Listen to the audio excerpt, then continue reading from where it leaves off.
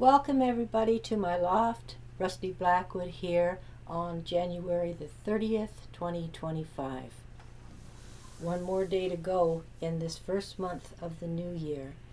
And I would like to say Happy New Year to everybody.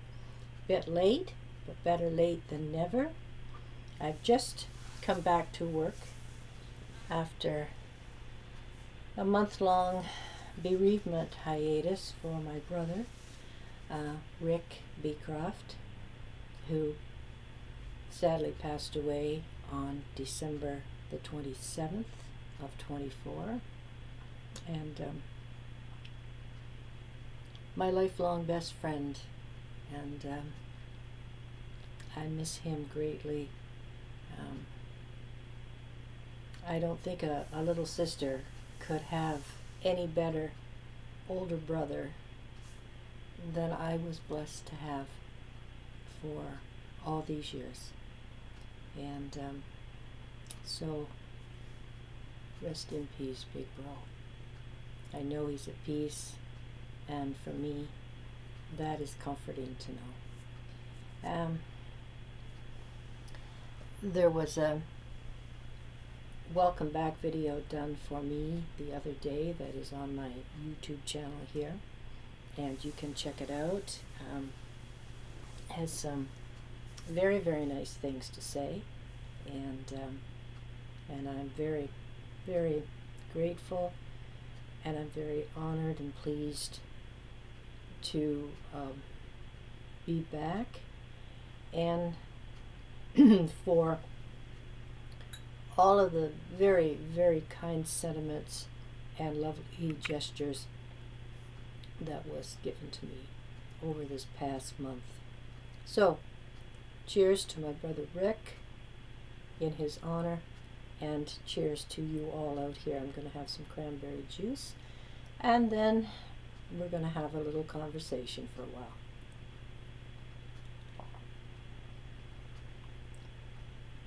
That is good. I like cranberry juice. It's sharp, and it's kind of sweet, and it's refreshing drink, especially in the summertime, mixed with ginger ale or with some lime juice. It's very, very nice. And so, there's so many things that have happened since I did my very last video, which I believe was my Christmas video.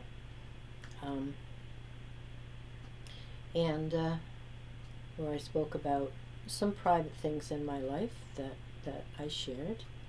And I don't do that very often, but every so often I do talk about different things in my life that I've experienced and in some cases endured. But my life is, I don't think, any different than anybody else's in that respect. I mean, nobody knows what is going to happen tomorrow,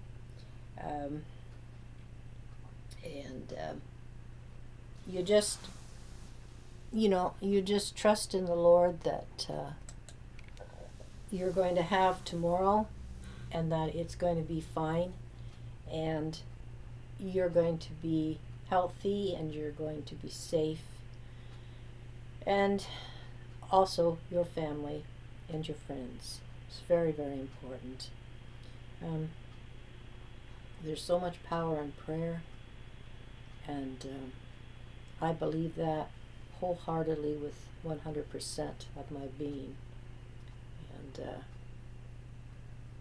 And I think if you truly believe and you truly ask in an honest and open manner, reveal your problems and your soul to our Heavenly Father, I think He listens, and I think we're heard, and I think voices in number are so much more powerful together. But even if that's not the case, your own single voice is definitely heard. And so, since I last saw you here, President Trump has been inaugurated as 47th President of the United States. He's back for his second and last term. And J.D. Vance is the new Vice President of the United States. And things are really happening down there.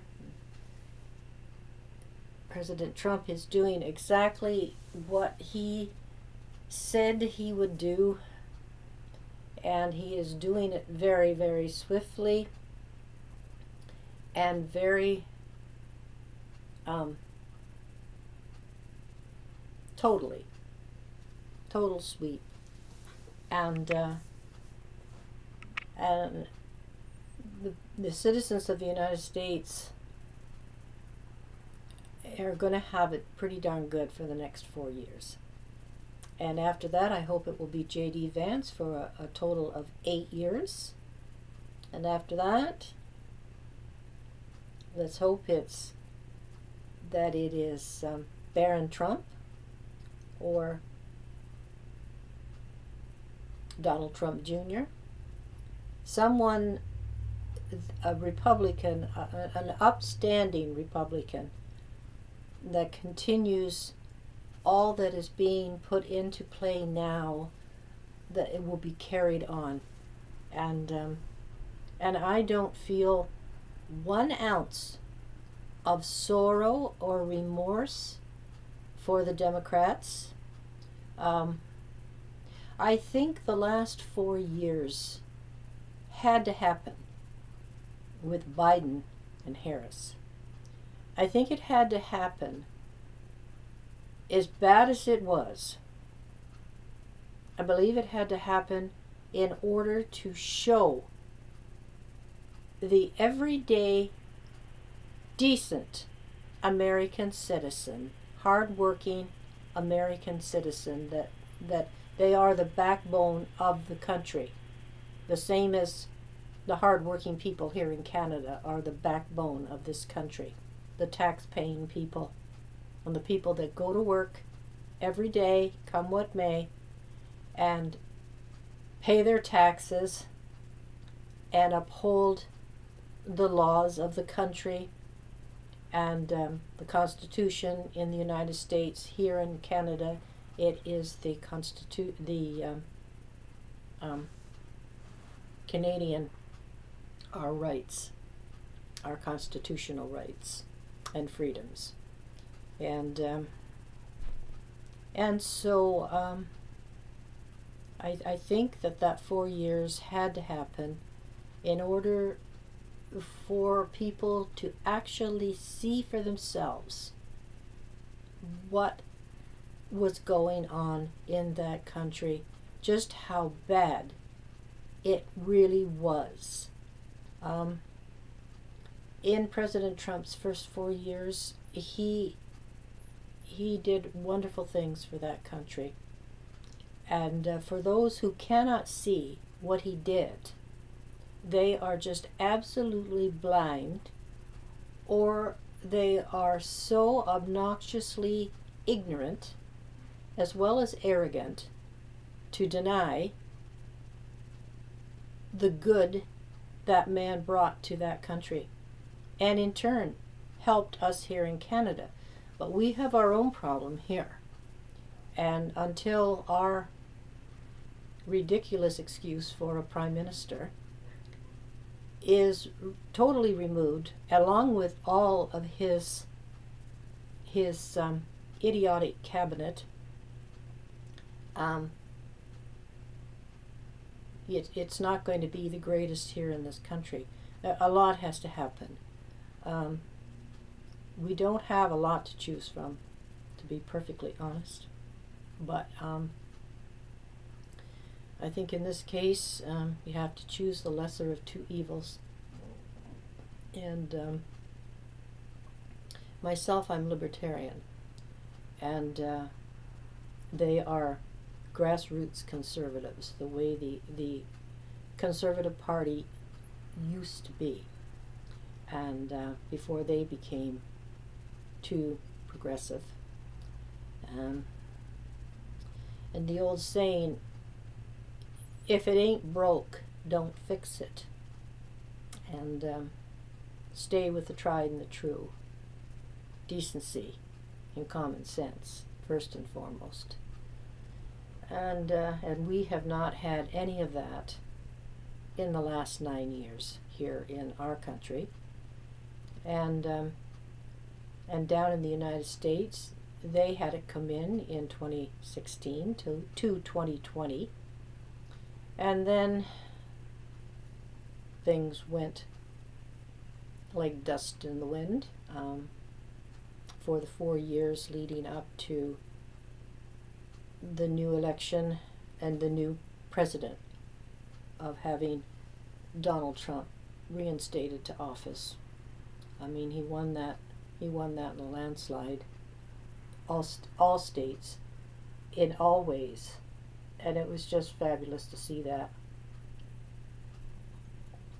It was like seeing the sunrise again, and all that the sun provides. And I'm hoping that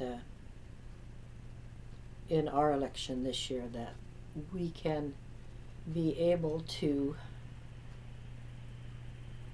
relish the same as much as we can. But having President Trump in office in the States, what he puts into play down there, it does wash into Canada. And this nonsense is going on right now with the Prime Minister and quite a few of especially our Premier here in Ontario, who is supposed to be a Conservative. Terrible disappointment. But he's calling an early election. It's going to happen next month. And he's after a majority government so he can continue to push through, let's put it this way, maybe not the best ideas. I will be voting Libertarian. We have a Libertarian Party in Ontario, and I voted Libertarian in the last election, and I will be doing so again in this one. And I look forward to the day when we have a federal. I understand we do now, but they don't get near enough coverage. There is no seats in Parliament held by them at all, and they're never given the chance. Very much like the People's Party, the PPC. I think that is a good party, I really do. And they've got some fantastic policies and some fantastic ideas that I think should be given a chance. Wouldn't hurt my feelings at all if the next Prime Minister was PPC. I think it would be better than what we've got. Now, as far as Pierre Poilievre, I agree with some of his policies. He's got some good ideas.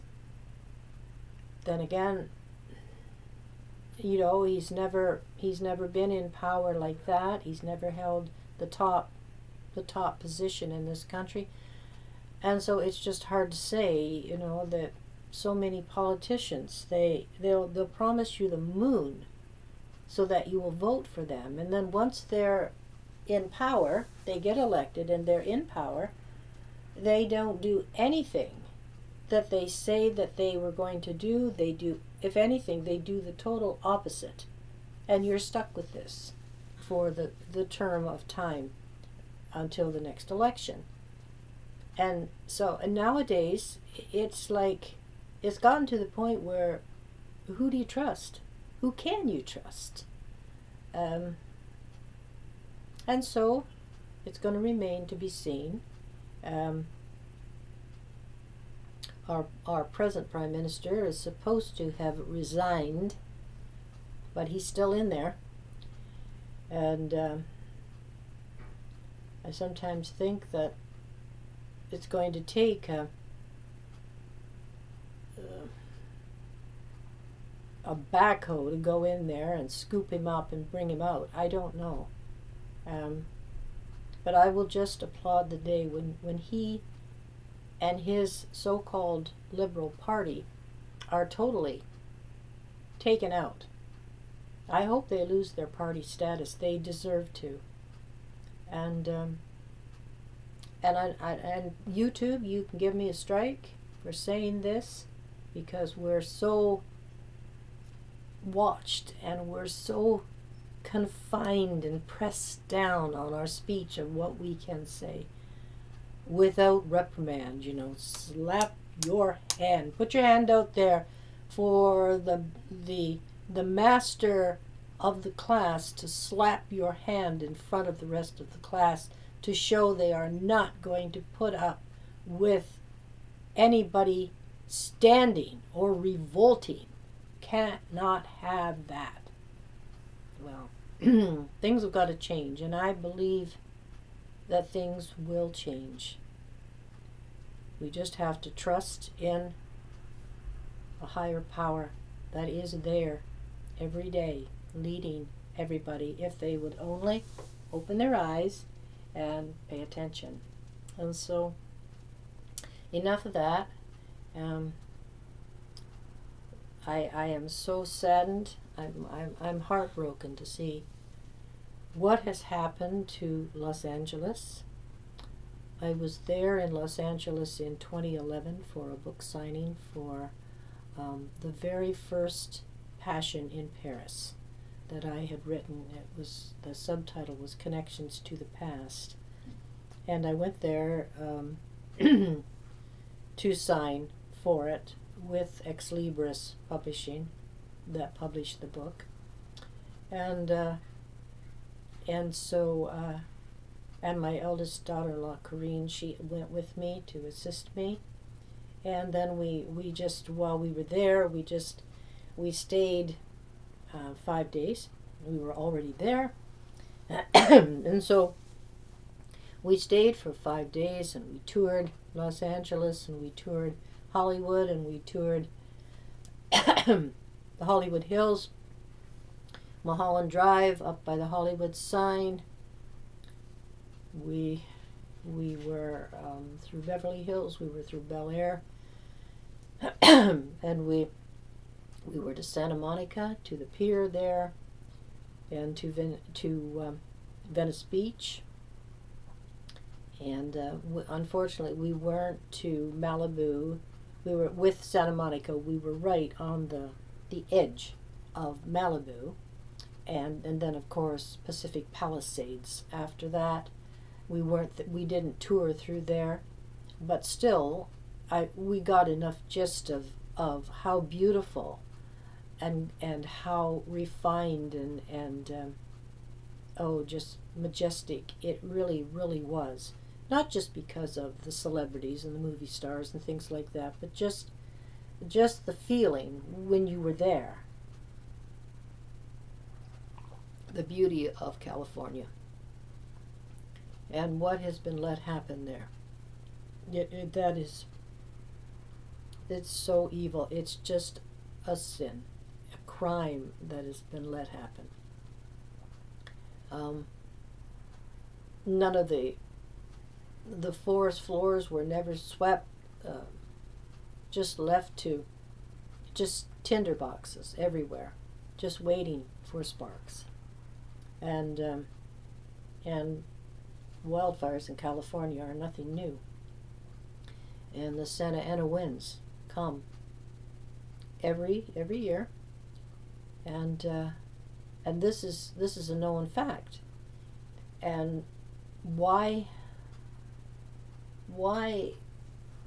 that would be let happen? The reservoir above the Palisades was empty, been empty for a year. The water hydrants, very little water, very little pressure. The firemen were having to pull water from swimming pools and anywhere where they could possibly find it. Here's the ocean, right there, and no way to get any water from it. And I understand that President Trump visited there last Friday and toured through and saw the conditions, saw just the heartbreaking landscape before him. Has since, put orders through that water had to be let down where it had been shut off or reverted right out into the ocean instead of coming right all the way down through the state. Must excuse me, I got a little bit of a tickle in my throat today. And so I'll just endure with me, if you would. And so, anyway, the result is just heartbreaking. It's just devastation everywhere you look. And not just in LA, all up the coastline, all the way up. And so many people lost everything they had. And even worse, people lost their lives. You can replace a house. You may not be able to replace the grandeur you once had, but you can always replace a house or a store or whatever. But you cannot replace a life. And the people that were lost in those fires, they should have never, ever, those fires should have never, ever been let start in the first place. If they had been ready, if they had done what President Trump had told them to do in his first term, there might have been a fire happen, but it wouldn't have gotten to the extent that it has. And maybe those poor souls who were lost in those fires, it would have never happened. That's just, you look around at so many things in life, the way they've become, and there's no common sense used at all. And so in that respect, I'm so glad to see Donald Trump back in office. As far, the way I look at it, I don't know him personally. I would like to. I would be an honor to meet him in person. And not just because he's the President of the United States, but I think he is a man with common sense. He has always done well in business. He's a fantastic builder. And he has done well for his family. It shows. It shows in their mannerisms how well they were raised. You can always tell how well someone is raised by the way they conduct themselves. They've obviously had parents that cared about these things, and to have them well educated and to have them use and conduct themselves with decorum and good manners and respect for everybody, not just a few people, but everybody, and regardless of their stage in life. They are human beings, and they should be treated with respect, provided. I'm not including all these illegal people that have come in for purposes, let's put it this way, not the best intentions. Yeah, they're human beings. They're still a person. But what they're coming to do, it does not command respect. And so I'm glad to see all of that underway, of all that being removed. This is according to Polyev here in Canada. It's going to happen here too, and I just hope he is being honest. You know, like all those years ago with the Prime Minister here, all these people, all these illegals and everything, fleeing what they considered, you know, like war and all of this may be. But he's saying, you know, nobody is taking them in. The states did not want it. And so, of course, he's, you know, the big, big man he thinks he is. Come to Canada. Canada will take you. And it's gotten to the point where we're overloaded. The places where they're put, they cannot manage any longer. But he doesn't care. I think he thinks he's being the big person doing that.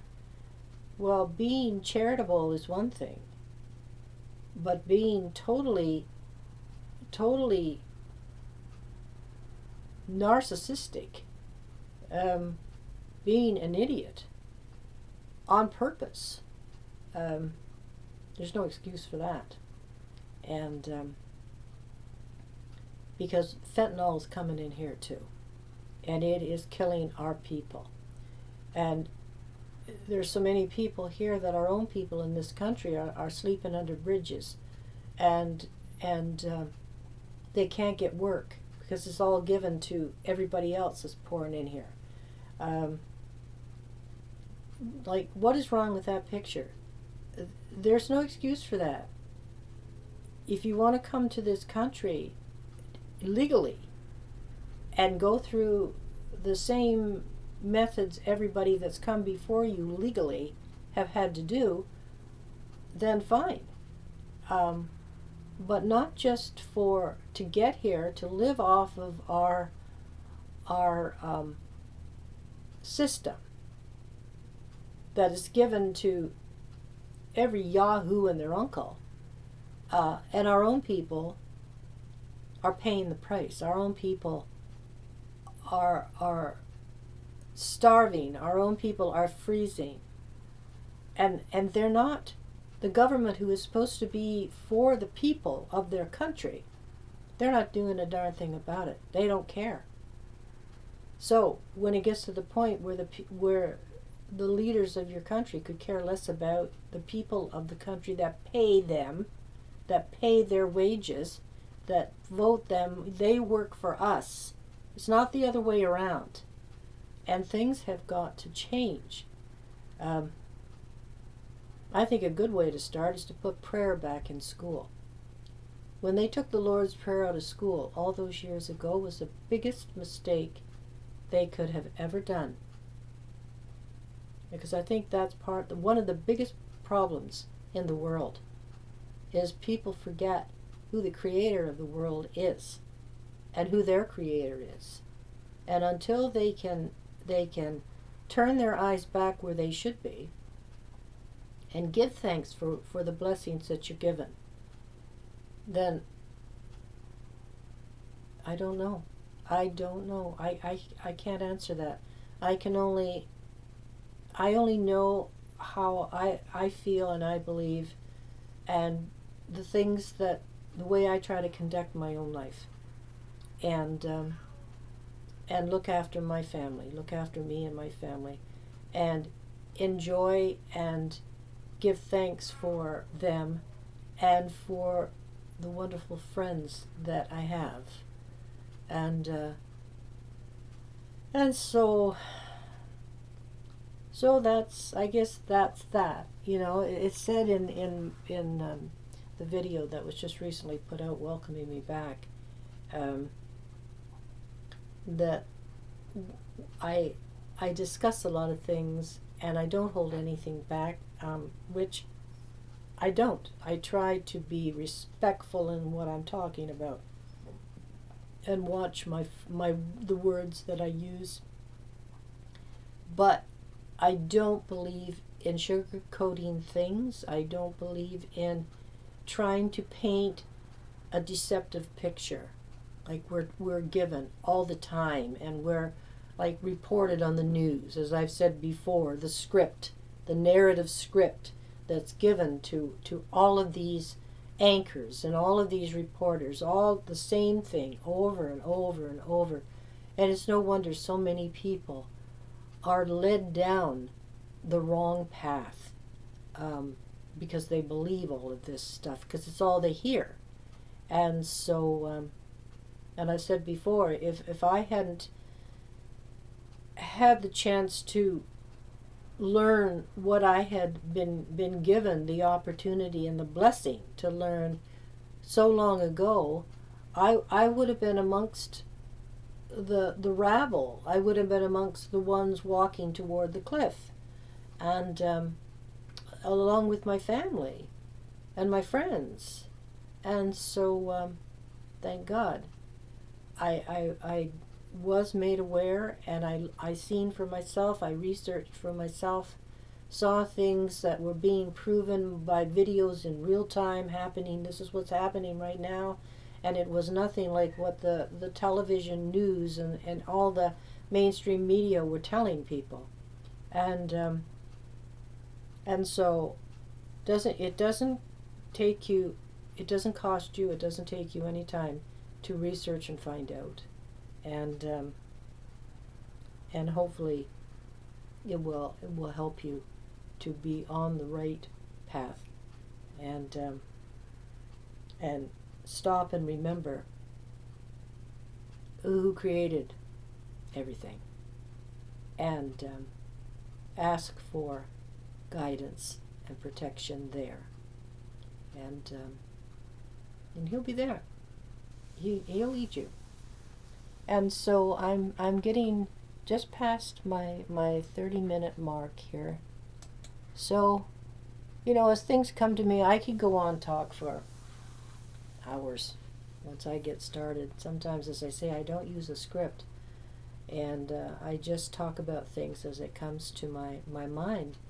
And but when I finally do get started, I sometimes can have a little, iffy beginnings to my videos sometimes, where I'm trying to think about things to talk about.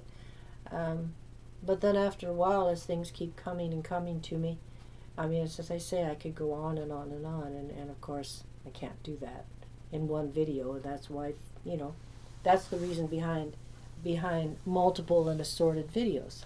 And so I'm going to say bye-bye today. I'm going to be back within probably just over a week or so, for Valentine's, my Valentine's video, and I'm looking forward to bringing to you.